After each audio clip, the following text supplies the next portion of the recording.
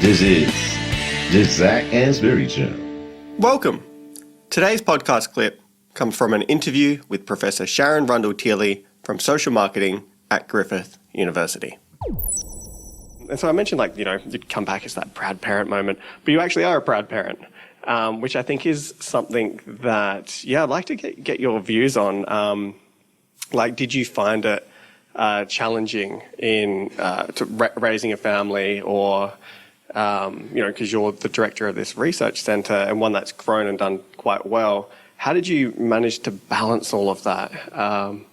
Is it possible? Yeah, I'm a proud mum of 3 kids, and today we've got a few sort of fairy things going on around the house as well. Each child was essentially a degree, so every time I studied there was either a young baby or something around. So clearly I got used to being fairly busy, juggling both kids and a degree simultaneously. So by the time Rihanna came along, I was studying PhD. She came in and out of work sometimes with me while the other kids were at school. There's a big age gap between the girls. And across the years, Dale was my eldest, and she hit a point in time where she actually just gave me license to actually do both. She literally just did a sort of a speech that said, I'm sort of proud of mum, and mum's taught me I can do anything. And wow, it blew me away. I was probably the most sentimental sort of moment I've had. And I realised then that being a working mum is probably not a bad thing. I had no previous role model because my mum was a stay-at-home mum. So I think I suffered mum guilt for about 20 years. And that one speech sort of helped me shed that completely, to the point where I started to learn to juggle better with a bit less personal guilt. But I had early years where I was there for the kids and having a wonderful lifestyle around it all. And I was the non-serious academic that serviced my job well. By the time my baby Rihanna had hit school, I think she was in about year 2. At that point, I decided I wanted to get serious, and that really was the beginnings of those first few moves where I serially climbed the sort of academic ladder, and then put the foot to the floor to see what was possible. And I always had a very strong sort of sentiment, which I shared with my team, and that is, I feel you can grow to the point where you can't. And so for that reason, it was challenging myself, trying to see it, and what is the point where it's too much.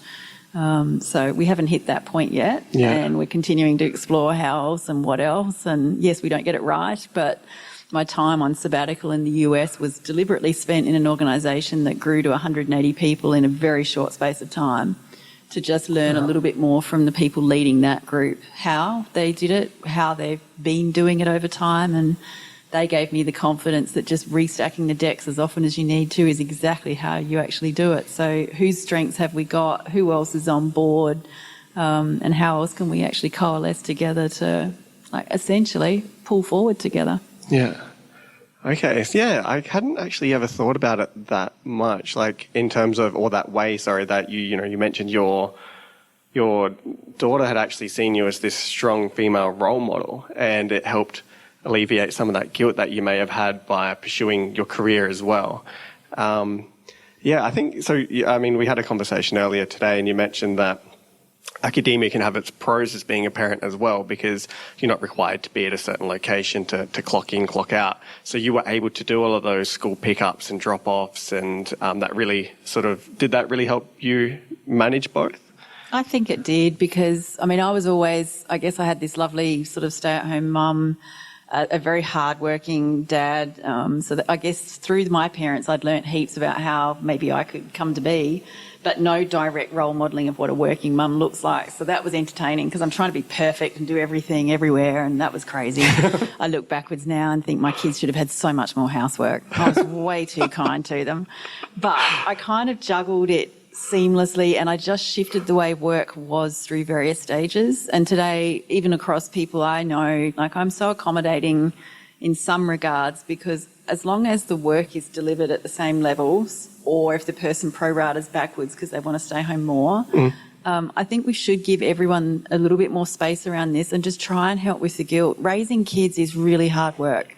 And when you have 3 of them, that's a lot. And then you go to work and you actually realise work's easier than looking after the 3 kids. So we have to celebrate the people who are prepared to stay home. In my world, I'd moved away from all of my actual nuclear family.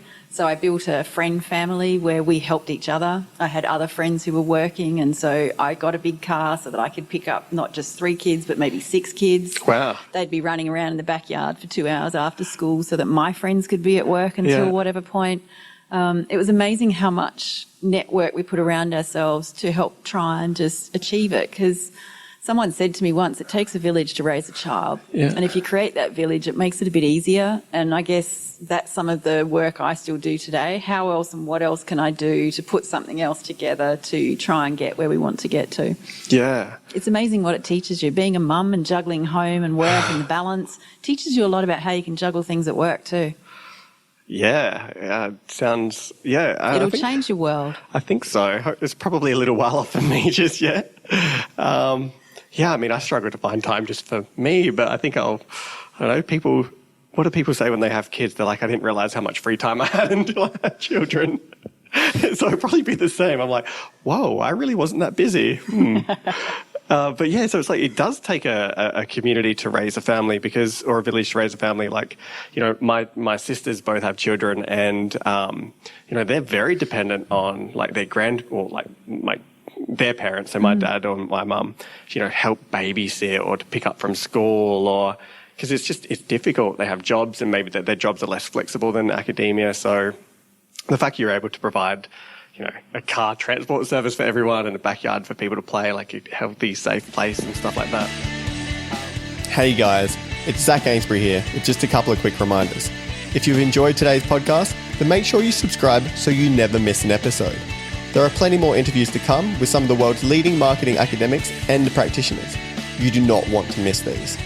In the meantime, if you're looking for another way to connect, then follow me on Twitter at Zac Anesbury. That is ZAC ANESBURY, for my take on the marketing issues of the day.